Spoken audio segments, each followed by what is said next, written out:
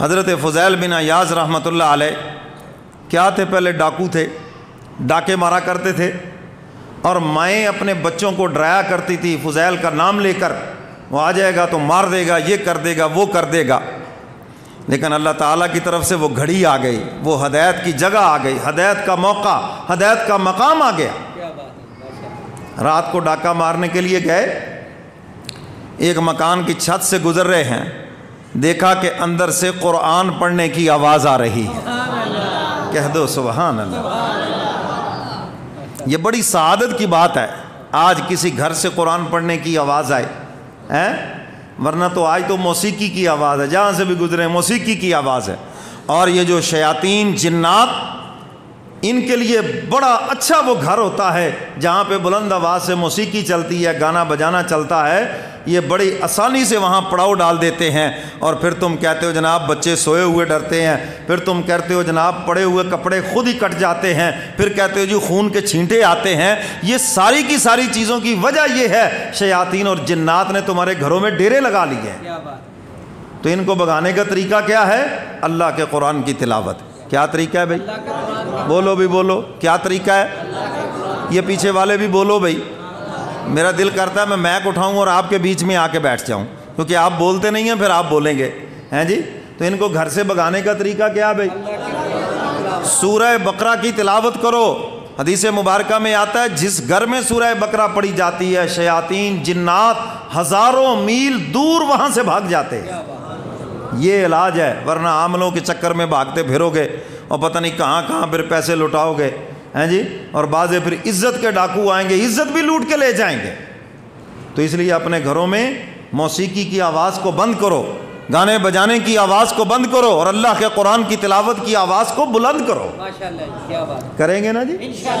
ہاں، خود بھی قرآن کی تلاوت کرو، گھر والوں کو کہو، خواتین سے کہو، بچوں کو کہو، بچیوں کو کہو، وہ قرآن کی تلاوت کریں گھروں کے اندر، تاکہ ہمارے گھروں سے نحوست ختم ہو، ہمارے گھروں سے یہ جو جنات نے ڈیرے لگا رکھے ہیں یہ ساری چیزیں خود بخود ختم ہو جائیں گی۔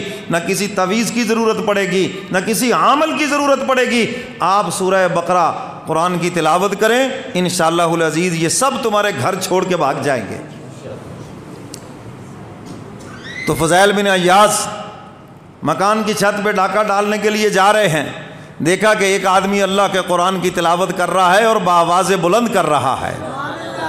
فرمایا الم یأن للذین آمنوا ان تخشع قلوبهم لذکر اللہ، کیا ایمان والوں پہ ابھی وہ وقت نہیں آیا اللہ کی یاد سے ان کے دل کانپ جائیں، قرآن کی تلاوت سے ان کے دل کانپ جائیں۔ فضیل بن عیاض جب قرآن کی یہ تلاوت سنتے ہیں، قرآن کریم کی یہ آیت مبارکہ سنتے ہیں، چونکہ عربی سمجھتے ہیں، اور وہیں پر جسم پہ کپ کپی طاری ہو گئی اور کپ کپاتے ہوئے کہتے ہیں بلا قد آن، بلا قد آن، اے الہ العالمین یقیناً وہ وقت آ گیا ہے کہ تیرا ذکر سن کر فضیل کا دل بھی کانپنے لگا ہے۔ الم یأن للذین آمنوا ان تخشع قلوبهم لذکر اللہ، اللہ کا ذکر سن کر دل کانپنے لگا۔ ہاں، آج میں اور آپ تو ایسے غافل ہیں، خدا کا ذکر سن کر بھی نہیں ہم تڑپتے۔ فرمایا یہ ایمان والوں کی شان ہے۔ وہیں سے ڈاکے کا ارادہ بدلا، توبہ طائب ہو گئے، اور پھر اللہ تعالیٰ جب ایسوں کو توبہ کی توفیق دیتے ہیں نا، چونکہ وہ اگلی سطح تک دیکھ کے آئے ہوتے ہیں، دل و جان سے توبہ کرتے ہیں، پھر حق تعالیٰ ان کو بہت اونچا مقام عطا کرتے ہیں۔ وہی فضیل بن عیاض اب وہ اولیاء کے سردار بنے، اور امام ترمذی رحمۃ اللہ علیہ ان کی سند سے اپنی کتاب کے اندر حدیث لے کے آتے ہیں۔ کہاں اتنا اونچا مقام ملا؟ تو میرے محترم سامعین، یہ جو جنگ ہے یہ تو مسلسل چل رہی ہے۔ آپ اپنے آپ کو نیکی کی طرف کھینچیں گے، نفس اور شیطان آپ کو گناہ کی طرف کھینچیں گے، اور ان سے جو لڑائی ہے یہ عمر بھر کی لڑائی ہے۔ نفس و شیطان سے جو لڑائی ہے یہ عمر بھر کی لڑائی ہے، ایک دن کی نہیں ہے، عمر بھر کی۔ خواجہ عزیز الحسن مجذوب رحمۃ اللہ علیہ نے بھی کہا نا، عمر بھر کی لڑائی ہے، کبھی ہم جیتے اور کبھی وہ دبا لے ہمیں۔ کبھی نفس و شیطان کے ہاتھ چڑھ گئے اور گناہ ہو گیا، اور فرمایا کبھی ہم ہمت کر کے دونوں پہ غالب ہو جاتے ہیں۔ اور انسان جب نفس و شیطان سے چھوٹ کر اللہ کی طرف بھاگتا ہے، ففروا الی اللہ، فرمایا جب اللہ کی طرف بھاگتا ہے تو اس بھاگنے کے اندر بھی اس کو مزہ آتا ہے۔ بچہ جب دشمن کے پاس ہو اور وہ چھوٹ کر ماں کی طرف جائے، بھاگ کر ماں کی طرف جائے، تو اس بچے کو بھاگنے میں بھی مزہ آتا ہے، سامنے ماں کی ممتا ہے، جا کے ماں کے دامن سے لپٹ جاؤں گا۔ فرمایا بالکل اسی طرح جب انسان نفس و شیطان سے بھاگ کر مولا کی طرف جاتا ہے تو فرمایا اس بھاگنے میں بھی مزہ آتا ہے، اور فرمایا اللہ بھی اس کو اپنے آغوش رحمت میں لے لیتے ہیں۔ فرمایا یہ تو مولا کی طرف بھاگنا ہے، اور فرمایا جب پھر مولا کا وصال اس کو نصیب ہوگا، ملاقات نصیب ہوگی، فرمایا جو لذت پھر اس دیدار کے اندر ہیں وہ الفاظ ہی نہیں جس کو لفظوں کے اندر بیان کر دیا جائے۔ انتقال تو بہت سے لوگوں کا ہوتا ہے، لیکن فرمایا وصال کچھ خوش نصیبوں کا ہوتا ہے جنہوں نے جا کر اپنے محبوب سے ملنا ہے۔ حضرت ابو ہریرہ رضی اللہ تعالیٰ عنہ کا آخری وقت ہے، اور ایسے مسکرا رہے ہیں، ایسے خوشی ہے جیسے پتہ نہیں پوری دنیا کی بادشاہت کا بھی تاج پہنانے والا ہے۔ پوچھا کہ کس چیز کی خوشی ہے ابو ہریرہ؟ فرماتے ہیں دوستوں سے بچھڑے ہوئے بہت دیر ہو گئی، ادھر موت کا پل عبور کروں گا اور ادھر اپنے نبی کے پہلو میں پہنچ جاؤں گا۔ اس کا نام ہے وصال۔ جس نے مولا کو خوش کرنے کے لیے جان لڑائی ہوگی، ہمارے مرشد فرمایا کرتے تھے جس نے جان لڑائی اسی نے جان بچائی۔ فرمایا کہ جس نے یہ ہمت کی ہے اسی کے متعلق تو حضور فرماتے ہیں کہ یہ جو موت ہے یہ مومن کے لیے تحفہ ہے۔ مومن کے لیے کیا ہے؟ ایسے تھوڑی تحفہ ہے، قرآن اس کی خبر دے رہا ہے۔ فرمایا ارجعی الی ربک راضیۃ مرضیہ، فرمایا مومن کے لیے یہ موت تحفہ ہے اور آخری وقت یہ خوشخبری سنائی جاتی ہے، ارجعی الی ربک راضیۃ مرضیہ، آجا اپنے رب کی طرف اس حال کے اندر کہ تو رب سے راضی اور رب تجھ سے راضی۔ اور جب یہ خوشخبری سنا دی جاتی ہے تیرا مولا تجھ سے راضی ہے، جس طرح تو اپنے مولا سے راضی ہے تیرا مولا بھی تجھ سے راضی ہے، بتاؤ پھر موت کا، قبر کا، حشر کا سارا خوف ختم ہو گیا یا نہیں ہو گیا؟ جب اس کو پتہ چل گیا میرا اللہ مجھ سے راضی ہے تو دنیا میں آنے کا مقصد تو میں نے پا لیا، جس کام کے لیے مجھے یہاں بھیجا تھا وہ کام تو میں نے کر لیا کہ میرا مولا مجھ سے راضی ہو گیا، کتنی خوشی ہوگی اس کو۔ اور آپ نے بہت سے لوگوں کو دیکھا فوت ہونے کے بعد آپ ان کی نماز جنازہ پڑھنے گئے اور ان کے چہروں کے اوپر مسکراہٹ ہے۔ یہ مسکراہٹ کس چیز کی ہے؟ یہ جو ان کو مولا کا پیغام سنایا گیا اس سے ان کی روح خوش ہوئی، اور اسی مقام کے اوپر اسرائیل علیہ السلام نے اس کی روح کو قبض کر لیا، اور وہ خوشی ان کے چہروں سے اسی طرح ظاہر ہو رہی ہے۔ تو میرے محترم سامعین، وصال ان کا ہے جنہوں نے مولا کو راضی کر لیا، وہ تو جا کے مولا سے ملے اور خوش ہو گئے۔ تو میرے محترم سامعین، نفس و شیطان سے لڑائی تو ہے نا، اور یہ لڑائی کا سلسلہ چلتا ہے۔ یہ جو آیت مبارکہ آپ حضرات کے سامنے تلاوت کی ہے، حق تعالیٰ نے اسی چیز کو تو اس میں بیان کیا۔ فرمایا جو ایمان والے ہیں، جن کے دلوں میں نور تقویٰ بھی ہے، اللہ کا ڈر بھی ہے جن کے دلوں کے اندر، فرمایا شیطان جب ان کو پھسلاتا ہے، شیطان جب کوئی وسوسہ ڈالتا ہے، شیطان جب ان کو گھیر گھار کے کسی گناہ میں مبتلا کرتا ہے، فرمایا وہ مزے لے کر اس میں نہیں گھستے بلکہ اپنے مولا کو یاد کرتے ہیں۔ یہی فرق ہے، جس کے دل میں نور تقویٰ ہے گناہ کرتے ہوئے ہاتھ پیچھے کھینچے گا، اگر اس سے گناہ ہو گیا نفس و شیطان سے مغلوب ہو کر گناہ کرنے کے بعد بھی کہے گا یار کیا ضرورت تھی خواہ مخواہ جھوٹ بولنے کی، یار کیا ضرورت تھی بہتان باندھنے کی، یار کیا ضرورت تھی یہ فضول حرکت کرنے کی، یار یہ فضول کا گناہ ہم نے کیا۔ یہ جو کرنے کے بعد اس کو احساس پیدا ہو رہا ہے، حقیقت یہ ہے کہ اس کے دل میں نور تقویٰ ہے اور یہ اپنے مولا کو یاد کر رہا ہے۔ اب آپ دیکھیں گے یہ کیفیت نصیب ہے یا ہم اندھا دھند ابھی لگے ہوئے ہیں؟ اگر اندھا دھند لگے ہوئے ہیں تو یاد رکھو پھر ابھی دلوں میں نور تقویٰ نہیں ہے۔ پھر ہم زندہ دل نہیں ہیں، پھر تو ابھی تک ہم مردہ دل ہیں، مردہ دل، اور زندہ دل اس وقت بنیں گے جب ہمارے دلوں میں نور تقویٰ آ جائے۔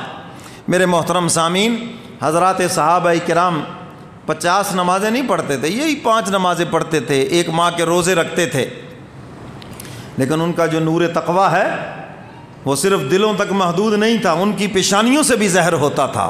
سیماہم فی وجوہہم من اثر السجود، سجدوں کے آثار، عبادت کے انوار و برکات ان کی پیشانیوں سے ظاہر تھے۔ آج کیا وجہ ہے؟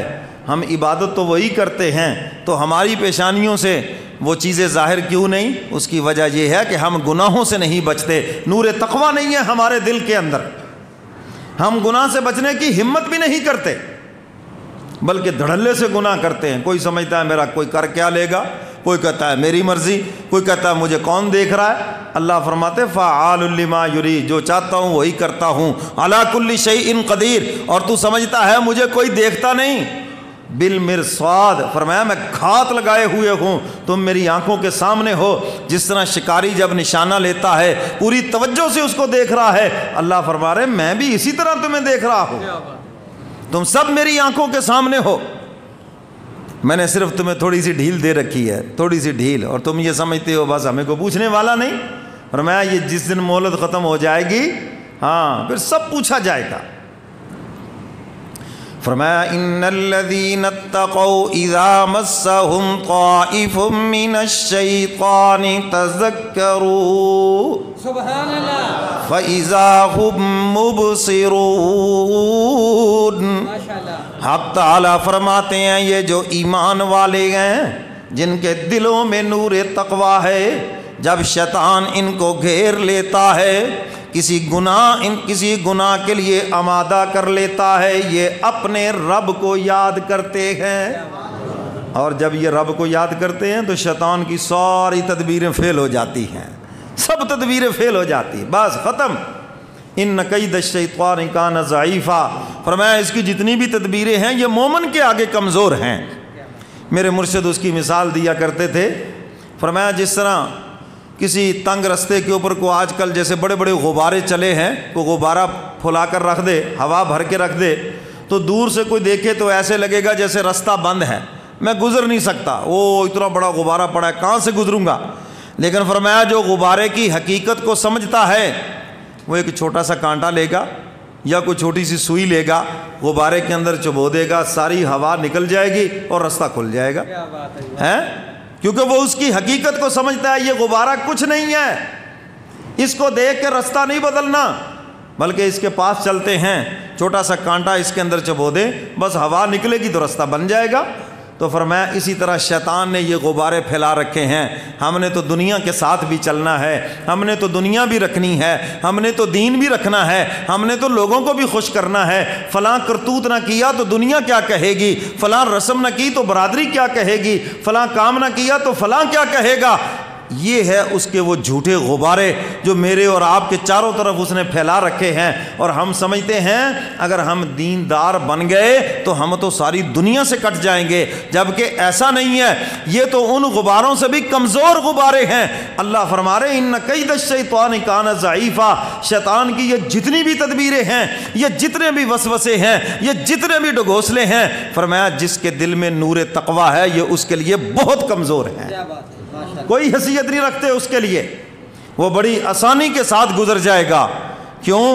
اس کے دل میں ایک ہی بات ہے، میں نے تو اپنے مولا کو راضی کرنا ہے، اور اللہ فرماتے بندہ جب مجھے راضی کرنے کے لیے اگر لوگوں کو ناراض بھی کرے گا نا تو میں ذمہ داری لیتا ہوں، لوگوں کو ناراض رہنے نہیں دوں گا بلکہ لوگوں کو اس سے راضی کر دوں گا۔ اور فرمایا جو مجھے ناراض کر کے لوگوں کو راضی کرنے کی کوشش کرے گا، اللہ فرماتے ہیں پھر لوگوں کو میں کبھی بھی راضی نہیں ہونے دوں گا، ہاں لوگ پھر ناراض ہی رہیں گے اس سے، لوگ اس کے شکوے شکایتیں ہی کرتے رہیں گے۔ توحید تو یہ ہے خدا حشر میں یہ کہہ دے کہ بندہ دو عالم سے خفا میرے لیے ہے، مزہ تو تب ہے مولا کہے یہ میری وجہ سے ساری ناراضگیاں ہیں، اس نے مجھے راضی کیا، اور جس نے مولا کو راضی کر لیا اللہ کے فضل و کرم سے سارا جہان پھر خود بخود ہی اس کے پیچھے چلے گا۔ سمجھ آئی یہ بات کہ نہیں بھائی؟ تو اس آیت مبارکہ میں حق تعالیٰ فرماتے ہیں ایمان والے جنہوں نے اپنے دل میں نور تقوی پیدا کر لیا ہے، جب کوئی گناہ کا موقع آتا ہے تو فرمایا وہ مولا کو یاد کرتے ہیں، مولا کو یاد کر فَإِذَا هُمْ مُبْصِرُونَ، اللہ روشن آنکھوں سے ہر چیز انہیں دکھا دیتے ہیں۔ اور جن کے دلوں میں نور تقوی نہیں، وَإِخْوَانُهُمْ يَمُدُّونَهُمْ، فرمایا کہ پھر شیطان ان کو کھینچ لیتا ہے اور یہاں تک کہ کھینچتے کھینچتے ان کو جہنم کے گڑھوں میں پہنچا دیتا ہے۔ فِي الْغَيِّ ثُمَّ لَا يُقْصِرُونَ، بغاوت کے اندر یہاں تک کھینچ کے لے جاتا، پھر اس میں ذرا بھی کمی نہیں ہونے دیتا، ذرا نہیں کمی ہونے دیتا۔ تو میرے محترم سامعین، گناہوں کے تقاضے سب کو آتے، جب آپ مولا کو یاد کریں گے تو حق تعالیٰ پھر مدد فرمائیں گے اور بندے کو گناہوں کی دلدل سے نکال لیں گے۔ اگر کبھی گناہ ہو جائے اس وقت تک چین نہیں آئے گا جب تک وہ رو رو کر اپنے مولا کو نہ منا لے، توبہ نہ کر لے، استغفار نہ کر لے۔ تو اللہ کو یاد کرنے کا کیا مطلب ہے؟ فرمایا اس کے 4 مطلب ہیں۔ محدثین کرام فرماتے ہیں کہ سب سے پہلے تو وہ اللہ کی عظمت کو سوچے گا،